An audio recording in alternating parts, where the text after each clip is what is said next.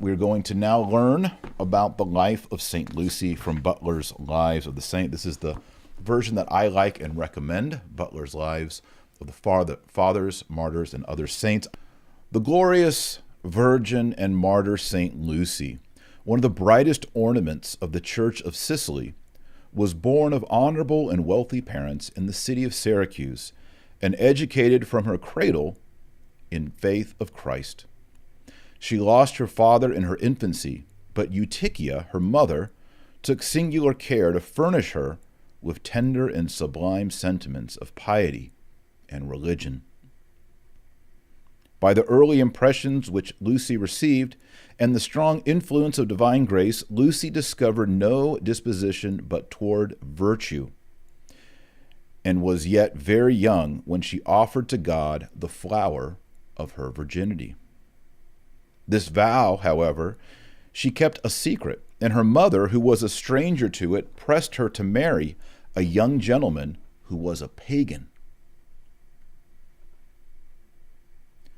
The saint sought occasions to hinder this design from taking effect, and her mother was visited with a long and troublesome flux of blood, under which she labored 4 years without finding any remedy by recourse to physicians. At length she was persuaded by her daughter to go to Catana and offer up her prayers to God for relief at the tomb of St. Agatha. St. Lucy accompanied her thither, and their prayers were successful. Hereupon our saint disclosed to her mother her desire of devoting herself to God in a state of perpetual virginity, and bestowing her fortune on the poor, and Eutychia, in gratitude, left her at full liberty to pursue her pious inclinations. The young nobleman with whom the mother had treated about marrying her came to understand this by the sale of her jewels and goods and the distribution of the price among the poor, and in his rage accused her before the governor, Paschasius, as a Christian. The persecution of Diocletian then raging with utmost fury. The judge commanded the Holy Virgin to be exposed to prostitution in a brothel house. But God rendered her immovable, so that the guards were not able to carry her thither. He also made her an overmatch for the cruelty of the persecutors in overcoming fire and other torments. After a long and glorious combat, she died in prison of the wound she had received about the year 304. She was honored at Rome in the 6th century among the most illustrious virgins and martyrs whose triumphs the Church celebrates, as appears in the sacramentary of St. Gregory the Great, Bede, and others. Her festival was kept in England till the change of religion as a holy day of second rank, in which no work but tillage or the like was allowed.